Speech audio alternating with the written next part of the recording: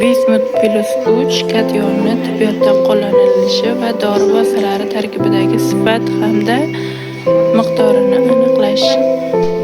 Vismut Mendeleyev davriy sistemasining 5-guruhiga mansub kimyoviy element hisoblanib, tartib raqami 83, atom massasi 209, och pushti kumush rang metall. Suyuqlanish temperaturasi 271,3, qaynash temperaturasi 1564, zichligi 9,8 g/cm3.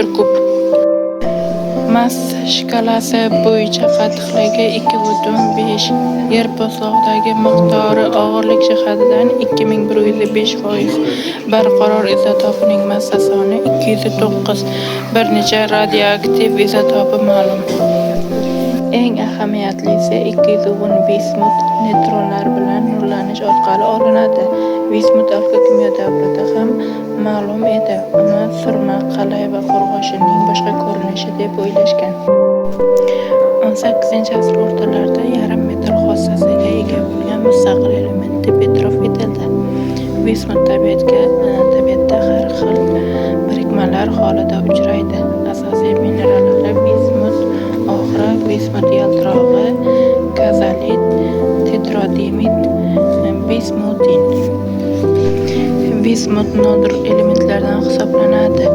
U vismut rudalaridan mis, qo'rg'oshin, qalay rudalarini qayta ishlash jarayonida hosil bo'ladigan chiqindilardan pirometallurgik va gidrometallurgik usulda ajratib olinadi. O'z birikmalarida -3, +1, +2, +3, +4, +5 ga teng valentliklarini namoyon qiladi. Vismut+3 birikmalari ko'proq uchraydi. Vismut+5 birikmalari kuchli oksidlovchi. Vismut quruq havoda barqaror namlik ta'sirida UV oksid parda bilan qoplanadi. 500 gradusdan yuqori temperaturada qizdirsa, vismut yonib, vismut3 oksidi hosil qiladi. Vismut vodorod, xlorid va sulfat kislotada erimaydi. Nitrat kislotada yaxshi eriydi. Qizdirilganda galogenlar, oltin, gugurt va boshqalar bilan birikadi.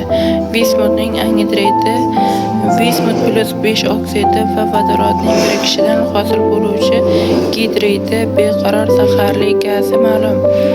Vismut oson suyuqlanuvchan qotishmalar komponenti, magnit maydoni kuchlanishi o'lchovchi asbob va yadro reaktorlarida issiqlik tashuvchi sifatida qo'llanadi.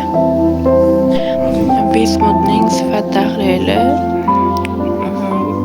guruh reaksiyasi sulfid bilan qora cho'kma hosil bo'ladi. Xos aniqlovchi reaksiyalari suv bilan gidrolizlanganda oq cho'kma hosil bo'ladi. Amonyak bilan esa oq rangli cho'kma hosil bo'ladi. Kaliy yodid bilan esa qora cho'kma hosil bo'ladi.